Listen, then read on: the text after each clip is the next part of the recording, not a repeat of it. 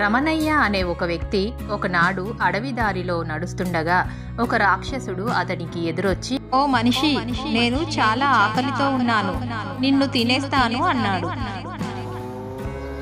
అప్పుడు రమణయ్య చేతులు జోడించి, అయ్యా రాక్షసోత్తమ, నేను నా కుమార్తె వివాహం కోసం ఆభరణాలు తీసుకొని వెళ్తున్నాను.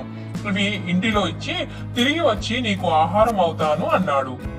రమణయ్య వేగంగా ఇంటికి వెళ్లి నగలు తన భార్యకిచ్చి, అమ్మాయి పెళ్లి చక్కగా జరిపించు, నేను రాక్షసుడికి ఆహారంగా వెళ్తున్నాను అని విషయం వివరించాడు. చాటు నుండి ఇది విన్న రమణయ్య కుమారుడు తండ్రి కంటే ముందుగానే పరుగు పరుగున రాక్షసుడి దగ్గరికి వచ్చి, నా తండ్రికి బదులుగా నన్ను ఆహారంగా తిను అని అన్నాడు. వీరిద్దరూ మాట్లాడుకుంటూ ఉండగానే దూరం నుంచి కర్ర సహాయంతో ఒక వృద్ధుడు వచ్చి, నేను రమణయ్య తండ్రిని, నన్ను తిని వాళ్ళను వదిలేయ్ అన్నాడు.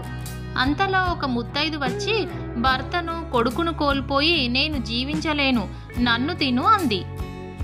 ఈలోగా రమణయ్య కుమార్తె వచ్చి, ఈ అనర్థాలన్నింటికి మూలం నేను, నాకు నగలు తేవడానికి వెళ్ళిన నా తండ్రి నీ కంట పడినాడు, దీనికి కారణం నేను కాబట్టి నన్ను తిను అని అంది.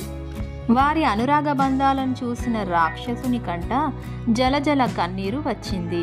అంతలో అతను గంధర్వుడుగా మారిపోయి, నేనొక గంధర్వుడను, శాపం వల్ల రాక్షసుడిగా మారాను, మీ వల్ల శాప విమోచనం జరిగింది, కాబట్టి మీకు సకల సంపదలు ఇస్తున్నాను, తీసుకోండి అని వారికి కానుకలిచ్చి అదృశ్యమయ్యాడు.